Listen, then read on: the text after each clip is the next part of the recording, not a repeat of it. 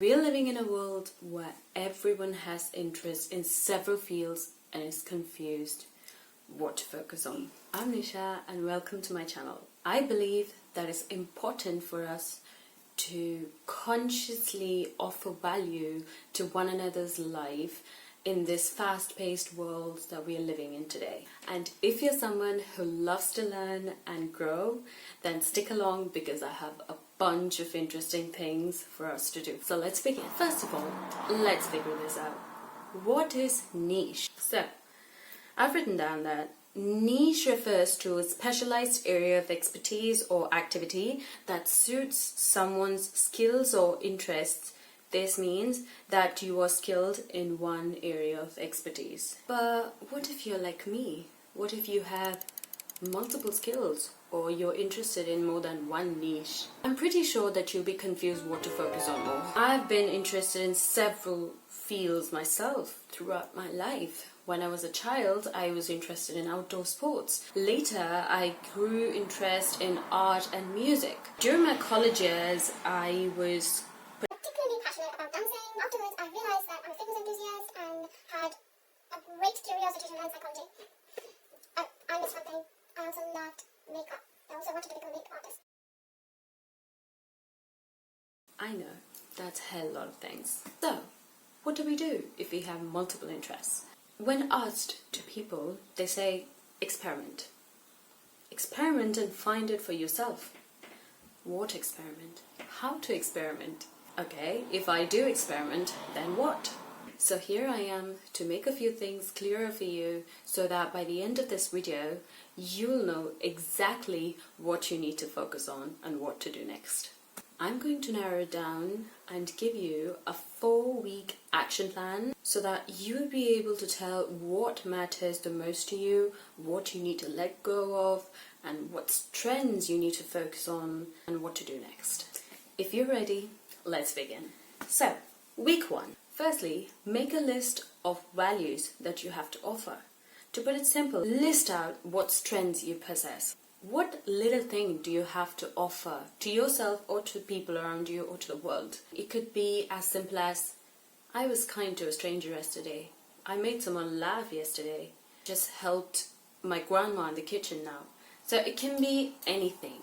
Tiniest thing to the largest thing that you believe is your greatest strength. Don't hesitate. Put down everything that you feel is a value that you have to offer. It can be your strength, it can be a skill, it can be talent, anything. That's task number 1. Secondly, prioritizing the list. Let's say you have a list of 10 strengths, 10 amazing values that you have to offer to the world. Take those 10 values and prioritize them. So you would have written everything in a random order. You wouldn't have prioritized it. You wouldn't have noted what is your key strength, what's the best value that you have to offer, and rank it. Prioritize your list. It doesn't have to necessarily be only your strengths. It can include your skills, talents, values, whatever you have to offer. So once you've prioritized your list, give yourself an applause. Week 1 is done. What's the aim of doing these activities? So when you make this list, you prioritize your list, what you're ultimately doing is you're telling yourself you have all these values to offer. You have all these strengths to focus on. So it just gives you a clarity about yourself. So week number 2. The first task of week number 2 is to experiment with the last few values or strengths in your priority list. For example, if the list is of 10 values that you have added, then I want you to focus on the last 5 values. So what does this help with?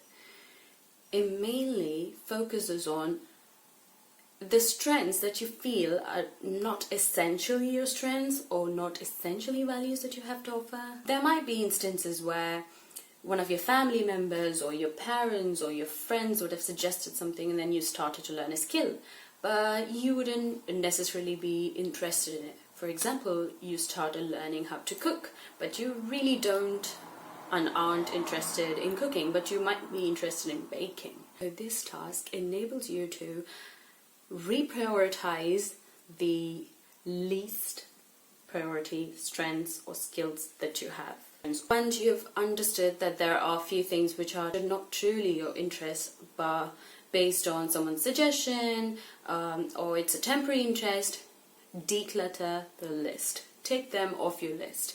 What this does is it gives you the knowledge on what you truly have to focus on and what you have to let go of. That's week number 2. So in week 1, you would have created a list and prioritized it. In week 2, you would have reprioritized your list and decluttered the list. Now week 3. This is very important, you guys. You're going to help yourself grow. This is going to be hell lot of an experiment where you have time to truly understand what you have to improve in each of those areas that you have written, and try to experiment with it. So if you feel like you're good in public speaking but you've never had the guts to go on stage and speak, try to experiment with it inside your room. Try practicing how to speak on stage. Practice it.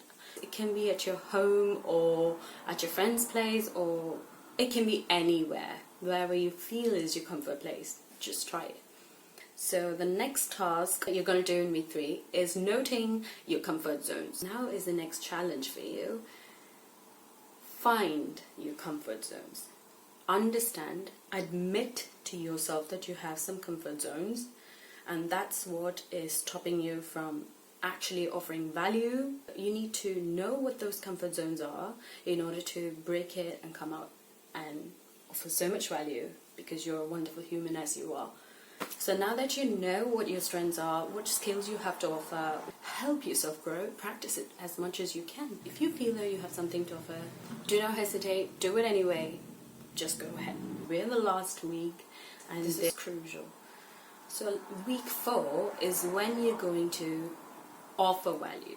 It doesn't need to be huge. It can even be admitting your strengths publicly. Like, you would have hesitated to say that you are interested in a certain field to your parents or to your friends. Now is a chance. Break out of those comfort zones. Go talk. It doesn't matter if they don't accept. Okay? Speak up. Do it. Say it. Admit it. If you feel like you want to perform on stage, and if you have an opportunity, grab it. Do it anyways. Go perform on stage. You will get so much addicted to breaking all your comfort zones, to become so much confident. It doesn't matter if you're an introvert.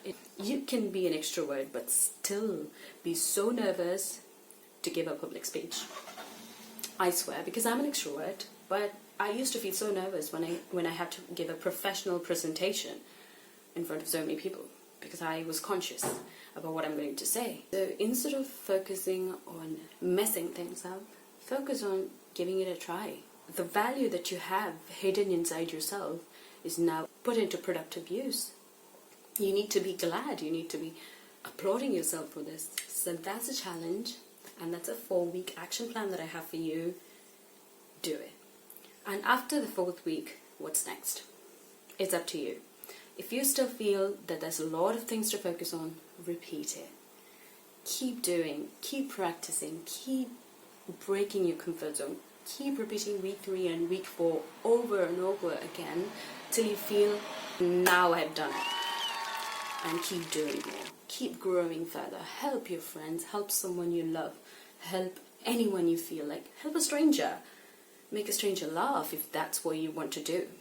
And the purpose of me trying to help you people is because I wanted to do this for 5 years.